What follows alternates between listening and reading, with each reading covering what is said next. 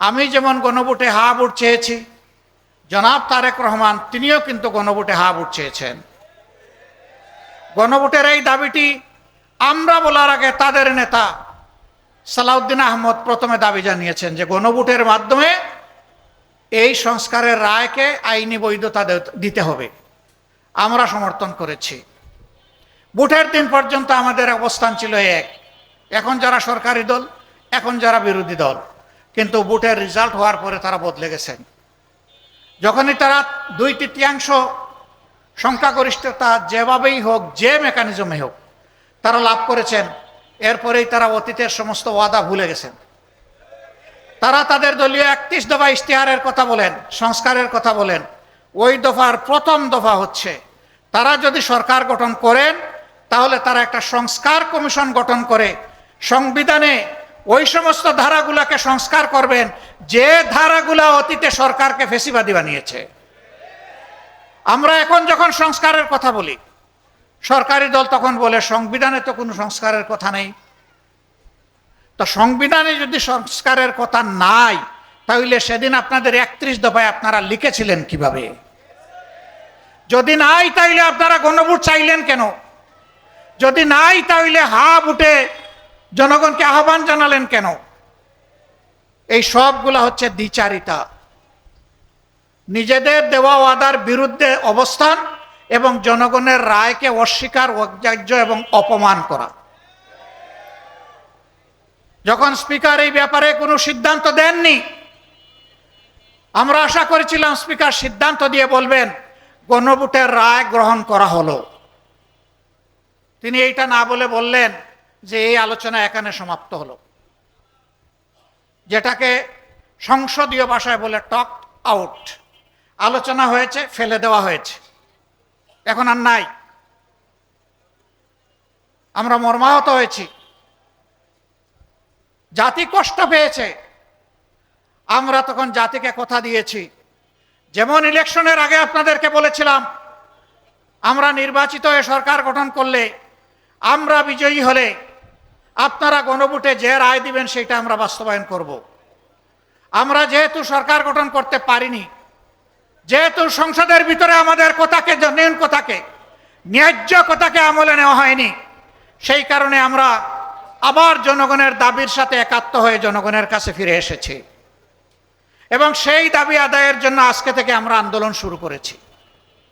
আপনারা দেখেছেন বায়তুল মুকাররম উত্তর গেটে আজকে এই দাবি আদায়ের জন্য আর এই দাবিকে অপমান করার জন্য, তার প্রতিবাদে এবং দাবি আদায়ের পক্ষে প্রথম কর্মসূচি বাস্তবায়িত হয়েছে।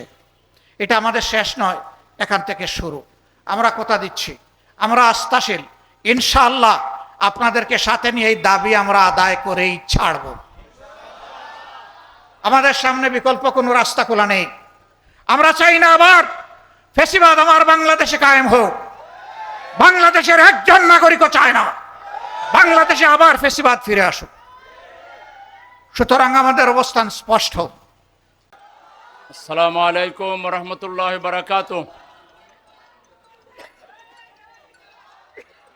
পীরেরবাগ এলাকার সর্বস্তরের সম্মানিত নাগরিকবৃন্দের উদ্যোগে ঢাকা 15 আসন থেকে নবনির্বাচিত সংসদ সদস্য, বাংলাদেশ জাতীয় সংসদের মাননীয় বিরোধী দলীয় নেতা, বাংলাদেশ জামাত ইসলামীর সংগ্রামী আমির জননেতা জনাব ডক্টর শফিকুর রহমান এমপি সাহেবকে সর্বস্তরের জনগণের পক্ষ থেকে দেয়া গণসংবর্ধনা অনুষ্ঠানের সম্মানিত সভাপতি, উপস্থিত মাননীয় প্রধান অতিথি সহ অতিথিবৃন্দ, সম্মানিত এলাকার সর্বস্তরের নাগরিকবৃন্দ, মা এবং বোনেরা, আমরা আল্লাহর শুকরিয়া আদায় করছি।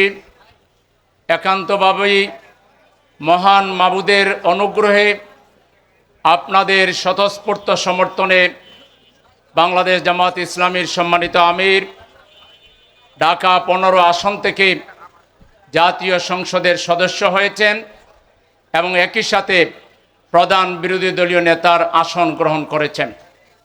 আমরা এই জন্য মহান মাবুদের শুকরিয়া আদায় করি। একই সাথে আপনাদেরও কৃতজ্ঞতা জানাই। অনেক বাধা ছিল, প্রতিবন্ধকতা ছিল, বহুমুখী উস্কানি ছিল, ষড়যন্ত্র ছিল। কোনো কিছুকে তোয়াক্কা না করে মহান আল্লাহ তাআলাকে ভালোবেসে এবং আমাদের প্রিয় নেতাকে আপনাদের হৃদয় থেকে গ্রহণ করে আপনাদের এলাকার প্রতিনিধি হিসাবে পার্লামেন্টে পাঠিয়ে একই সাথে যেমন আপনারা গৌরবান্বিত হয়েছেন, আমরাও গৌরবান্বিত হয়েছি, বাংলাদেশ গৌরবান্বিত হয়েছে, তথা সারা বিশ্বের যেখানেই মুসলিম নরনারী রয়েছেন, বিশেষ করে বাংলাদেশের নাগরিকবৃন্দ রয়েছেন, তারা সবাই আনন্দিত হয়েছেন, উৎফুল্ল হয়েছেন। এই গৌরবের মূল কৃতজ্ঞতা পাওয়ার, এই গৌরবের মূল সম্মান পাওয়ার অধিকারী হচ্ছেন আপনারা। এজন্য আপনাদেরকে আমরা স্যালুট জানাই এবং আপনাদের কাছে তিনি যে ওয়াদা করেছিলেন, তিনি নির্বাচিত হলে আপনাদের পাশেই থাকবেন, আপনাদের কথা শুনবেন। আমরা দেখছি নির্বাচনের পরে, জাতীয় সংসদে শপথ নেওয়ার পরে আপনাদের এলাকায় এসে ঝাড়ু হাতে নিয়ে এলাকাকে পরিচ্ছন্ন রাখার তিনি যে দৃষ্টিভঙ্গি দিয়েছেন, তিনি যে গাইডলাইন দিয়েছেন, এবং একই সাথে প্রায় প্রত্যেকটা জুমাবারে কোনো না কোনো মসজিদে জুমার নামাজ আদায় করছেন, ওয়াক্তিয়া নামাজে বিভিন্ন মসজিদে জামাতে নামাজ আদায় করে আপনাদের সাথে কুশল বিনিময় করছেন, আপনাদের কথা শোনার চেষ্টা করছেন। একটা অফিস নেওয়া হচ্ছে, আর কিছুদিন পরেই সেখানে তিনি বসবেন। আপনারা মন খুলে ভোট দেওয়ার সময় কাছে গিয়ে তাকে দেখতে পারেন নাই, আপনারা ব্যালট বাক্সে ব্যালট দিয়েছেন, আকাঙ্ক্ষা ছিল কাছে গিয়ে দেখবেন, সেই কাছে গিয়ে দেখারও সুযোগ ইনশাআল্লাহ হবে। আমরা শুধু এটুকু বলতে চাই, জামাতে ইসলামী যে কথা বলে সেই কথা কাজে পরিণত করার জন্য চেষ্টা করে, কথা এবং কাজের মিল রাখার জন্য ইনশাআল্লাহ আমাদের আমিরে জামাত চেষ্টা করবেন। আপনাদের কাছে শুধু অনুরোধ করব, তাড়াহুড়া করবেন না, হতাশা ব্যক্ত করবেন না, ধৈর্য ধরে থাকবেন।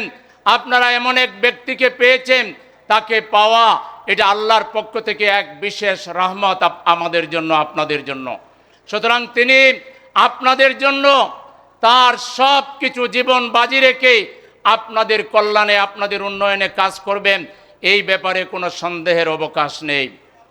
শুধু তিনি একা করবেন না, ইনশাআল্লাহ তার পাশে তার কর্মীরা, আমরাও জীবন বাজি রেখে এই এলাকাবাসীকে আজীবন আমরা শ্রদ্ধার চোখে দেখব, আমরা মায়ার চোখে দেখব, এবং ইনশাআল্লাহ আপনাদের সমস্যাকে আমরা আমাদের নিজেদের সমস্যা মনে করে প্রত্যেকটা সমস্যা চিহ্নিত করে একটা একটা করে, যেহেতু 5 বছরের জন্য আপনারা নির্বাচিত করেছেন, 5 বছরের মধ্যে অগ্রাধিকার ভিত্তিতে আমরা আগাবো এবং এই এলাকার প্রত্যেকটা সমস্যার সমাধান করে আমরা ঐক্যবদ্ধভাবে এই এলাকাকে গড়ে তোলার জন্য দলমত, জাতি, ধর্ম, বর্ণ নির্বিশেষে আমরা এক এবং একাকার হয়ে আমাদের এলাকার উন্নয়নের জন্য আমরা কাজ করে যাব।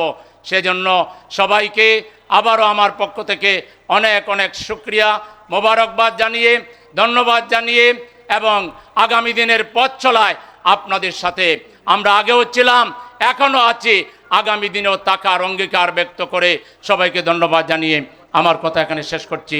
আল্লাহ হাফেজ। বাংলাদেশ জিন্দাবাদ।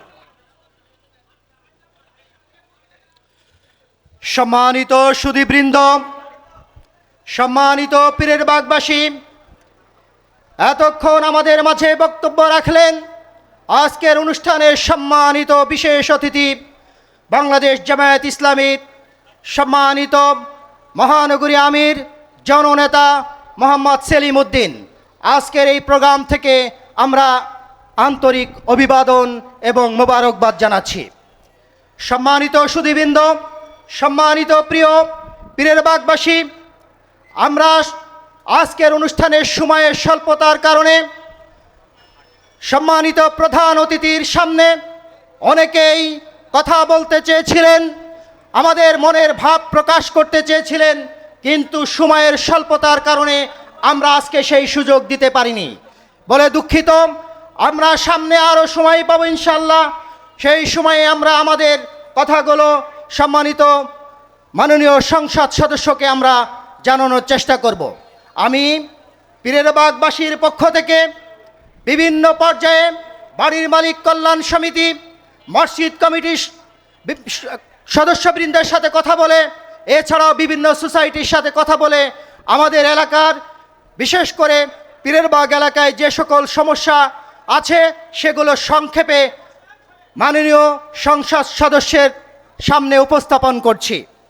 সম্মানিত আজকের অনুষ্ঠানের সম্মানিত প্রধান অতিথি এবং আমাদের ঢাকা 15 আসনের সম্মানিত মাননীয় সংসদ সদস্য, আমরা পীরের বাগবাসী দীর্ঘদিন যাবৎ আমরা অনেক দিক থেকেই অবহেলিত।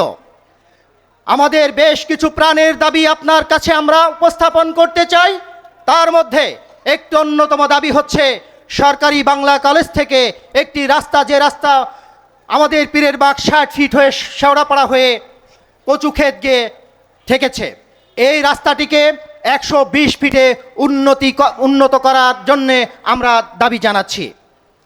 এছাড়া পীরের বাগবাসীর আরেকটি বড় সমস্যা হচ্ছে আমাদের পীরের বাগের মধ্য দিয়েই একটি খাল বহমান আছে, যে খালটা আমাদের অসচেতনতার কারণে ময়লা আবর্জনা পড়ে ভর্তি হয়ে থাকে।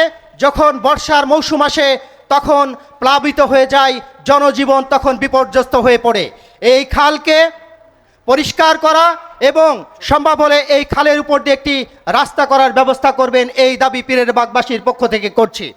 এছাড়া পীরের বাগের রাস্তাসমূহের মধ্যে বিশেষ করে আমাদের দক্ষিণ পীরের বাগ কেন্দ্রীয় জামে মসজিদ থেকে একটি রাস্তা আছে মসজিদ রোড এবং মিজান মসজিদ পর্যন্ত খালপাট পর্যন্ত একটি রাস্তা আছে। এই রাস্তাটি অনেক চলাচলের অনুপযোগী।